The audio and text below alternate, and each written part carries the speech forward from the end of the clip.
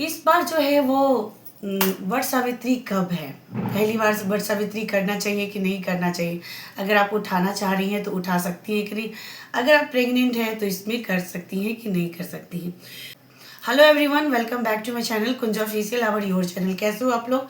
I hope so आप लोग बहुत अच्छे होंगे। अगर आप मेरे चैनल पे पहली बार आए हो तो प्लीज़ मेरे चैनल को सब्सक्राइब कर लीजिए, नीचे बेल आइकन से प्रेस जरूर कर ले ताकि मैं जो भी नया वीडियो डालूँ उसका नोटिफिकेशन सबसे पहले आपके पास है।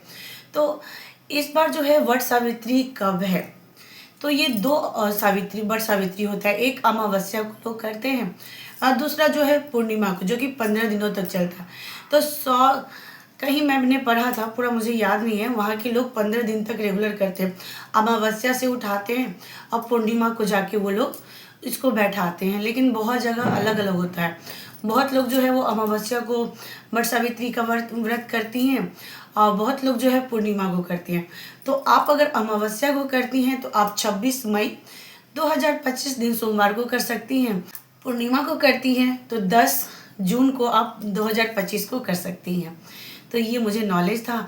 और इसमें क्या क्या ज़रूरी है, तो इसमें सबसे ज़्यादा ज़रूरी है बांस का पंखा, बैना जिसको बोलते हैं, और सीजनल जो फल होता है वो, मिट्टी का घड़ा, उसके बाद उसमें चना और गुड़ और पानी डाल के घड़े के बरगद के नीचे रखा जाता है, पूजा किया जाता है और वही पानी को लाके अपने हस्बैंड को भी पिलाया जाता है।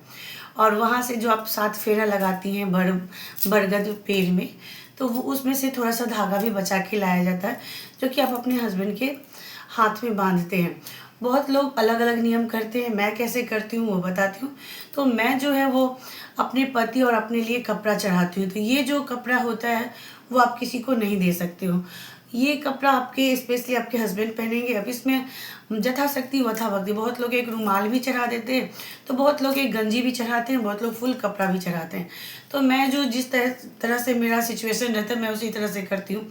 तो मैंने रुमाल तो नहीं चढ़ाया, लेकिन हाँ कभी गंजी चढ़ा देती हूँ तो कभी शर्ट चढ़ा देती हूँ। तो इस तरह से मैं करती हूँ। और मैं साड़ी जो चढ़ाती हूँ तो वो साड़ी चढ़ा के फिर मैं उसको तैयार करके तीज में यूज़ कर लेती हूँ, क्योंकि साड़ी आजकल कोई पहनता है नहीं, तो इसीलिए। और ना चाह के भी अगर आप कोई भी पर्व करते हो तो आपको न्यू साड़ी नहीं पहनना ही पड़ता है। तो मेरा सबसे पहले वट सावित्री में हो जाता है, फिर तीज में हो जाता है, फिर छठ में हो जाता है। मैं छठ भी करती हूँ, आप लोग ब्लॉग भी देखे होंगे। तो इस तरह से मैं करती हूँ। उसके बाद बड़ पूजा करने के बाद सबसे ज़्यादा ज़रूरी जो होता है वो अपने पति की पूजा होती है। तो घर पे आने के बाद हर गृह जो भी करती हैं ये पर्व, तो सबसे पहले उसके बाद अपने हस्बैंड की पूजा की जाती है। जिस तरह से आप बड़ पूजा करके आए हो, बड़ की सेवा करके हो, उसी तरह से अपने पति की पूजा की जाती है इस व्रत में। और इसमें जो खाना है वो मीठा खाया जाता है। आप 1 टाइम या 2 टाइम खा सकते हो। पूरे दिन मुंह नहीं चलाना होता है। कोई भी व्रत अगर आप करते हैं तो अगर आप पूरे दिन मुंह चलाते तो वो व्रत नहीं होता है। इसीलिए शाम ढलने के बाद करिए, या दोपहर में आप शरबत पी लीजिए, और शाम ढलने के बाद जैसे साबूदाना का खीर हो गया या कुछ मीठा बना के आप खा लीजिए। शाम को जो है बहुत कम ही लोग जाते हैं बरगद ट्री में जलाने के लिए दीपक, लेकिन मैं तो हर साल जाती हूँ। और इस बार देखती हूँ मैं जा पाऊँगी कि नहीं, क्योंकि आप लोग को मेरे दूसरे चैनल राखी की दुनिया ब्लॉग्स पे बहुत कुछ गुड न्यूज़ मिल जाएगा। वहाँ पे जाके आप देख सकते हो। मैं डिस्क्रिप्शन में उस चैनल का लिंक भी डाल दूँगी। तो उसके बाद पूजा की अगर बात करूँ तो पूजा सामग्री में आपको क्या क्या लेना है, बांस का बैना लेना है, मिट्टी का घड़ा लेना है, फिर गौरी गणेश बनाते हैं। अगर गौरी बनाते पूजते हैं तो गौरी। और हाँ, अगर पहली बार अगर कर रहे हैं तो जितना सिंपल हो सके उतने सिंपल से करें, क्योंकि फिर आगे चल के आपको दिक्कत ना हो।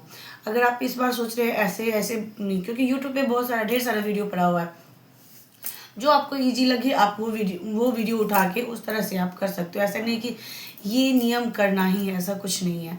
तो मैं अपने ससुराल से ही ये मेरे मायके में नहीं होता है, लेकिन मेरे ससुराल में होता है। नहीं होता था, लेकिन कुछ ऐसे लगता है कोई पर्व अगर आप करना चाहते हो, अगर वो नहीं होता है तो कुछ मन्नतें मान दिया जाता है। अगर वो मन्नत सक्सेसफुल होता है तो आप करने लगते हो। तो मेरे साथ भी कुछ ऐसा ही हुआ। तो मैं भी अपना करने लगी और मेरी जो है एक फुआ सास वो कहेगी अगर इसको लड़का हो जाएगा तो ये करेगी। उस टाइम मेरा बेबी जो था वो 1 ईयर 2 मंथ का था। तो फिर नेक्स्ट ईयर हुआ तो मैं करने लगी, और जब स्टार्ट की तो उस टाइम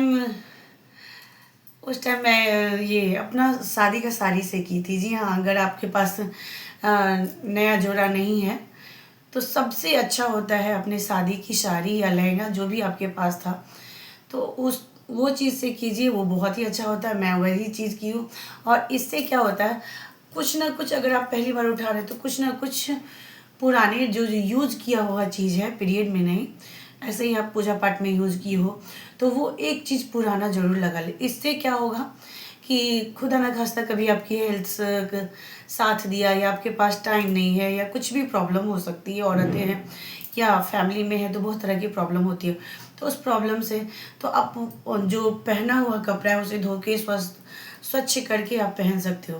तो इसमें ये बेनिफिट मिल जाता है। अगर आप पूरी तरह से न्यू में करते हो तो फिर आपको तो हर साल न्यू, तो इसीलिए कहा जाता है कि जब भी कोई पर्व उठाए तो कुछ ना ऐसा ना कुछ एक आध चीज़ ऐसा कर देना चाहिए को कुछ परेशानी का सामना ना करना पड़े।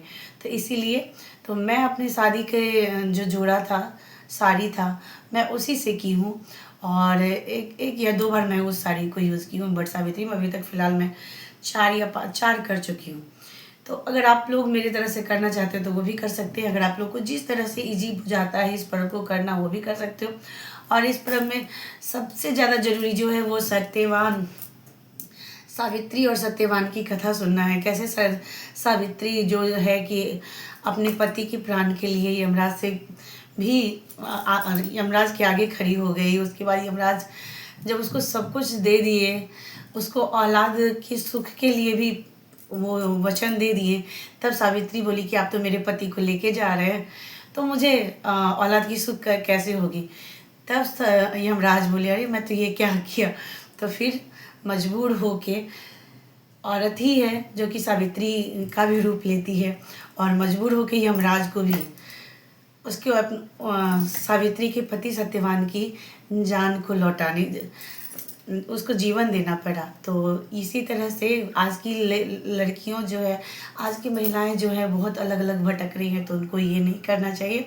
हाँ, जो आपके हस्बैंड है उसके साथ लॉयल रहिए, खुशहाल परिवार बनाइए, और सावित्री सत्यवान की पूजा ऐसे ही कीजिए, नियम से कीजिए।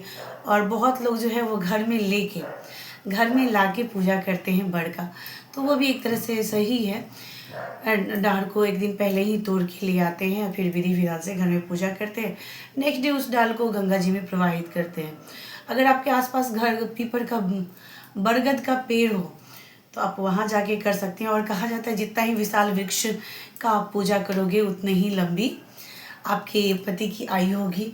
तो अगल बगल देख ले, जितना विशाल बरगद का ट्री होगा वहाँ पे जाके करें। और पंडित जी को इसमें जो है वो दक्षिणा दी जाती है। तो बहुत बार मैं सुनी हूँ कि ब्लाउज का पीस या कुछ आदमी अकेला दे देता है, बट ऐसा नहीं करना चाहिए। क्योंकि किसी भी को कोई भी अगर आप किसी को भी कुछ दे रहे हो तो पूरे वस्त्र के साथ दे। तो सारी चीज़ लगा के एक साड़ी ही दान कर दे, तो उसमें मेकअप का सामान तो हर कोई देता है।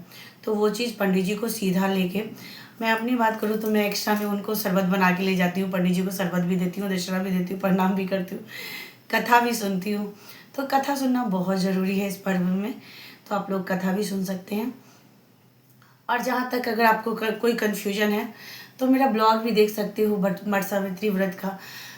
थोड़ा थोड़ा मैं उसमें शूट करती हूँ क्योंकि मेरे साथ कोई रहता नहीं है शूट करने के लिए, तो मैं खुद से ही शूट करके फिर एडिट करके आप लोग को वो ब्लॉग दिखाती हूँ। हाँ, घर आती हूँ तो ट्राइपॉड पे शूट करती हूँ और वो मैं रिकॉर्ड करके वट सावित्री में जो पति की पूजा होती है वो प्रॉपरली मैं दिखाती हूँ। तो आप वहाँ से जाके देख सकते हो मेरा, और आई बटन में भी लिंक लगा दूँगी वट सावित्री व्रत का, तो आप लोग वहाँ से देख सकते हो। अगर आपको हमारा जानकारी अच्छा लगा, थोड़ा सा भी अच्छा लगा हो, तो प्लीज़ मेरे चैनल को सब्सक्राइब कर लीजिएगा। अगर आप फेसबुक पे मुझे देख रहे हैं राखी की दुनिया, राखी दीपक सिंह पे, तो आप वहाँ भी मुझे फॉलो कर सकते हैं। तो कैसा लगा आप सभी को हमारा ये वीडियो, प्लीज़ कमेंट्स करके ज़रूर बताइएगा। अगर आप मेरे चैनल पे पहली बार आए तो प्लीज़ मेरे चैनल को लाइक, सब्सक्राइब और शेयर करना बिल्कुल ना भूलना। Thanks for watching.